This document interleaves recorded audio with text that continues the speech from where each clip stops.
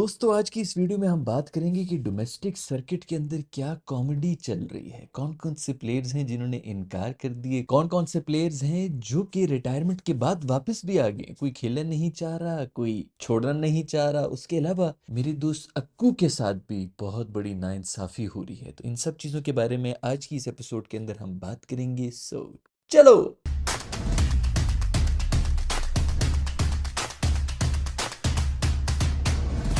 भाई सबसे पहले तो कॉमेडी ये हो रही है कि हमारा जो डोमेस्टिक सर्किट है उसके अंदर खबर ये आ रही है कि मेरे दोस्त बोब्जी, मेरे दोस्त रिजवान और मेरे दोस्त नसीम, बेसिकली रिजवान का मुझे कंफर्म नहीं है, लेकिन नसीम ने और बोब्जी ने इनकार कर दिया कि मैं तो नहीं खेलूंगा, इट्स बिलो आवर स्टैंडर्ड। और बात भी बिल्कुल ठीक है, इतने बड़े प्लेयर्स हैं। असल में प्रॉब्लम पता क्या होती है? प्रॉब्लम ये होती है भाई कि जब प्लेइंग 11 के लोगों को पता है कि डोमेस्टिक की परफॉर्मेंस के ऊपर कोई भी टीम के अंदर नहीं घुस सकता, तो वो डोमेस्टिक को सीरियसली ही नहीं लेते। भाई रीजन कुछ इस तरह है कि जो टीम के प्लेयर्स हैं उनको पता है कि डोमेस्टिक की परफॉर्मेंस को तो टीम के अंदर जगह मिलती ही नहीं है, तो वो क्यों सीरियसली लें कि इन डोमेस्टिक टूर्नामेंट्स का कोई फर्क भी पड़ता है। जो मर्जी परफॉर्मेंस दे दो, कोई और गेमें खेलनी होती हैं जिसकी वजह से या तो आप टीम के अंदर आते हैं या फिर टीम के अंदर कायम रहते हैं, तो वो कायम रहने की गेमें इन्होंने खेलनी है। और ये इसी तरह कॉन्फिडेंट हैं, ये 3-3 4-4 महीने के अंदर वापस भी आ रहे होंगे क्योंकि सबके बिल्कुल ही सही जगह के ऊपर कॉन्टैक्ट्स हैं। वेट सिर्फ ये कर रहे हैं कि जो इनकी रिप्लेसमेंट आई हैं, जो नए लड़के आए हैं, वो किस तरह फेल हो जाएंगे और हम फिर उसी का जवाब बना के मीडिया के जोर के ऊपर, सोशल मीडिया के जोर के ऊपर, पीआर के जोर के ऊपर वापस टीम के अंदर आ जाएं। लेकिन कॉमेडी सिर्फ इतनी ही नहीं दोस्तों, कॉमेडी ये भी है कि हमारे जो डोमेस्टिक के जो प्लेयर्स हैं उनकी तनख्वाह 1 लाख रुपए से कम करके अब गालिबन 10,000 रुपए के ऊपर लाई गई है। ज़बरदस्त किस्म की जंप कर दी गई है, कॉस्ट कटिंग हो रही है। बाकी सारे मेंटोर्स वगैरह की पूरी तनख्वाहें मिलनी चाहिए। जो हमारे प्लेयर्स हैं जिनकी वजह से सबको पैसे मिलते हैं, उनकी तनख्वाह सबसे ज़्यादा जो है उधर ही खर्चा जा रहा है, तो वहां पर कम किया जाए। कॉस्ट कटिंग में सबसे पहले जो काम करने वाला बंदा होता है उसको निशाना बनाया जाता है, तो उनको निशाना बना दिया गया है। उनकी तनख्वाहें 10,000 कर दी गई हैं क्योंकि कॉमेडी जो है ना, देखो हमने कॉमेडी सिर्फ ये इंटरनेशनल लेवल के ऊपर जो हम कॉमेडी कर रहे होते हैं ना, ये ऐसे ही नहीं हो जाती दोस्त। ये ग्रास रूट लेवल के ऊपर हम कॉमेडी शुरू कर देते हैं, हम वहां पर कुर्बानियां दे रहे होते हैं, वहां पर ये सब कुछ करते हैं, तभी हम ग्लोबल लेवल के ऊपर आके लोगों को हंसा सकते हैं। प्रॉब्लम सिर्फ ये कि हमारी इस कॉमेडी की वजह से हमारी अपनी कौम और हम लोग रोते रहते हैं और बाकी पूरी दुनिया जो है वो हंसती रहती है हम पर। इसी को कहते हैं ईसार और कुर्बानी का जो हमारा जज्बा होता है ना, ये इसी हम खुद कुर्बान हो जाते हैं लोगों को हंसाने के चक्कर में। खैर ये भी न्यूज आ गई कि मोहसिन नकवी साहब जो हैं उन्होंने इस बात का नोटिस ले लिया और उन्होंने कह दिया कि भाई ये कॉमेडी मजीद नहीं चल सकती, तो इनकी तनख्वाहें जो है वापस बढ़ाई जाए। तो सुना है कि तनख्वाहें शनख्वाहें वापस बढ़ रही हैं, तो ज्यादा माइंड करने की जरूरत नहीं है दोस्तों। खुशियां आ गई हैं वापस, जो है कोशिश उन्होंने पूरी की थी, जिस तरह कोशिश वहाब भाई ने भी पूरी की थी कि वो इस लेवल के ऊपर आकर टीम में खेलने भी, मतलब डोमेस्टिक लेवल के ऊपर आके वो खेलने के मूड में थे, क्योंकि खेलने का तो शौक सबको ही होता है ना। तो टीवी पे भी आने का शौक होता है, स्क्रीन पे भी आ रहे होंगे, परफॉर्मेंस देंगे, हम बच्चों को कुछ सीखने का मौका मिल जाएगा हम जैसे सीनियर्स से, जो कि अपने टाइम पे बहुत बड़े परफॉर्मेंसेस जो दे चुके हैं। तो उन्होंने भी किया था, तो उसके ऊपर भी प्रेशर प्रेशर डाल के उन्होंने मेरे ख्याल में उसे तो इनकार कर लिया। लेकिन दूसरी खबर ये आ रही है कि एक और हमारे बहुत ही यंगस्टर हैं, मिस्टर शुएब मलिक साहब, जो कि टीवी के ऊपर भी बड़ा ज़बरदस्त एनालिसिस कर रहे होते हैं, वो भी मेंटोर हैं।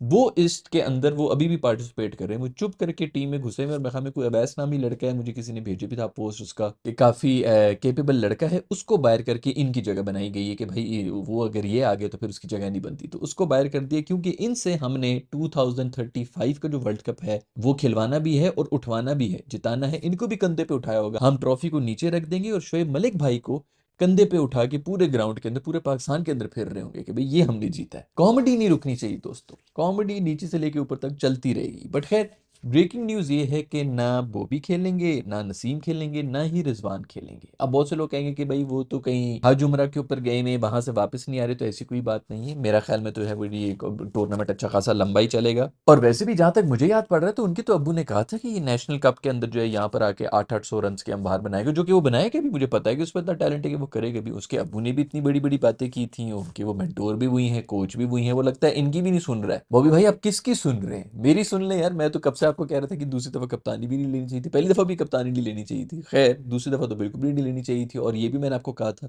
कि जिनकी आप सुन रहे हैं आसपास, इनको प्लीज अवॉइड करना शुरू कर दे, क्योंकि आपको कोई भी काम का मशवरा नहीं दे रहा। खैर जैसे कि मैंने पहले आपको बताया, वो डोमेस्टिक के अंदर रन बनाए ना बनाए, किसी और तरीके से ही लोग जो है वो टीमों के अंदर आते हैं। फहीम अशरफ साहब ने कौन से डोमेस्टिक के अंदर झंडे गाड़ दिए थे, शादाब भाई ने डोमेस्टिक के अंदर कौन से झंडे गाड़े कि वो भी वापस आ गए हैं। उन्होंने तो मेरे ख्याल में कुछ 6 विकेटें ली हैं, बल्कि 6 ओवर कराए हैं, 6 विकेटें भी नहीं ली, कोई विकेट नहीं ली उन्होंने डोमेस्टिक के अंदर।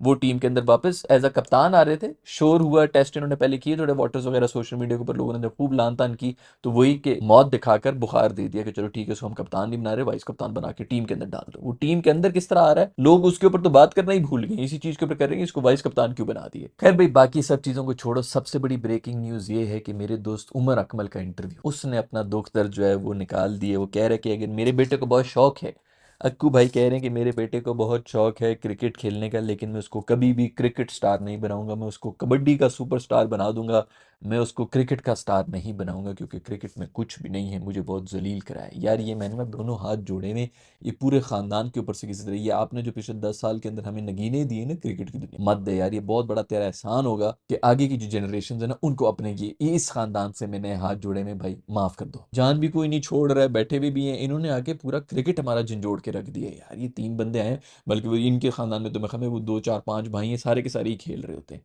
सब टीमों में आए थे। जो कीपर हैं उनके अंगूठे नहीं है, पैदाइश के वक्त ही इनके अंगूठे ही नहीं थे हाथों में, फिर भी वो कीपर बन के आए हैं। तो यार ये इनसे ये मैंने हाथ जोड़े में, प्लीज यार नेक्स्ट जनरेशन को इस चक्कर में मत लगाओ। हम सपोर्ट करेंगे कबड्डी, बैडमिंटन, वॉलीबॉल, जो खिलाना है हम खुद हम सपोर्ट करेंगे, लेकिन भाई क्रिकेट से दूर रखो। खैर, मेरा दोस्त जो है वो कह रहा है कि मेरे में अभी भी तकरीबन कुछ 16 साल की क्रिकेट बाकी है। भाई तेरे से आधी उम्र का है बाबर, उसकी खत्म होने वाली है, उसके अंदर 2 3 साल का क्रिकेट बच गया, तू भी छोड़ दे यार, बस माफ कर दे। खैर आपस की बात है, टैलेंट मासूम में बहुत ज्यादा था, लेकिन बस और भी चक्कर होता है ना, सिर्फ टैलेंट ही तो नहीं होता, आपने थोड़ा दिमाग भी यूज करना होता है, कहाँ पे यूज करना होता है वो भी होता है। दोनों भाई जो है आपस में एक दूसरे को जो हाथ पकड़ के, मेरे भाई को नहीं खिलाया तो मेरी भी कमर में दर्द है, इस किस्म के बहाने बना के दोनों एक दूसरे की सीट पक्की करने की कोशिशों में सियासतों में तब से पड़े हुए थे। तो अब तो फिर ये सब कुछ तो होना था ना भाई, इस तरह तो नहीं पे प्रोफेशनल स्पोर्ट होती है। खैर वो ये कह रहे हैं कि भाई मैं नहीं खेलूंगा, वो ये भी कह रहे हैं कि इनका जो पीए है, मैंने बड़ी कोशिश भी की, पीसीबी चेयरमैन को मिलने की कोशिश की, उनके पीए ने मुझे जो है वो धक्के देकर बाहर निकाल दिया। यार पीए तू मुझे मिल ले किसी दिन, माथा चूम लूंगा मैं तेरा। खैर पीए मासूम को भी जो है यार वो थोड़ा सा ख्याल करना चाहिए, मुल्क का जो हमारा इतना बड़ा, यार मुझे ये बताओ कि दुनिया में कौन सा ऐसा क्रिकेटर है फॉरेनर, कोई आप सोच सकते हैं कि वो इस तरह जो है अपने क्रिकेट बोर्ड के चेयरमैन के पीछे मिलने के लिए उनके ऑफिसों को खटखटा रहा हो, दरवाजे तोड़ रहा हो, ये कर रहा हो, वो कर रहा हो। यार आपके एक इंटरनेशनल लेवल के ऊपर एक स्टेचर होता है यार, उसी का बंदा ख्याल कर लेता है कि यार अच्छा नहीं लगेगा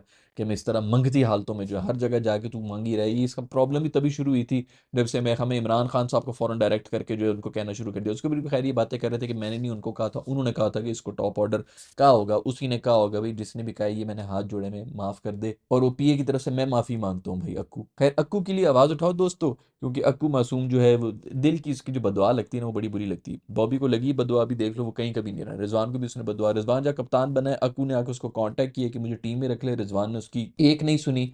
अब देखो रिजवान के ऊपर भी जो है कितना बुरा वक्त आ गया। वो मासूम रिजवान जो है अंग्रेजी भी ठीक बोला करता था, जब तक वो कप्तान नहीं था वो कॉन्फिडेंस के साथ बोल रहा होता तो समझ आ रही होती थी कि चलो ठीक है, अपना मैसेज जो है कन्वे कर रहा है। अब उससे वो भी नहीं हो रहा, उससे अब अंग्रेजी वो भूल चुका है। इतनी बुरी उसकी हालत नहीं थी जितनी अब वो प्रेशर में अंदर आके हो गई। ये अक्कू की ही बदुआ है जो उसको लगी है। अब ये जो पीए है ना, तू अपनी खैर मना ले, तुझे भी अक्कू की बदुआ लग गई है भाई। खैर दोस्तों, आज के एपिसोड में इतना ही। ये कुछ कॉमेडी हो रही है डोमेस्टिक सर्किट के अंदर हमारा। अगर आपको भी कोई नई कॉमेडी की न्यूज़ पता है तो नीचे कॉमेंट्स लाइन में लिखकर मुझे बता दें। I will see you in the next video.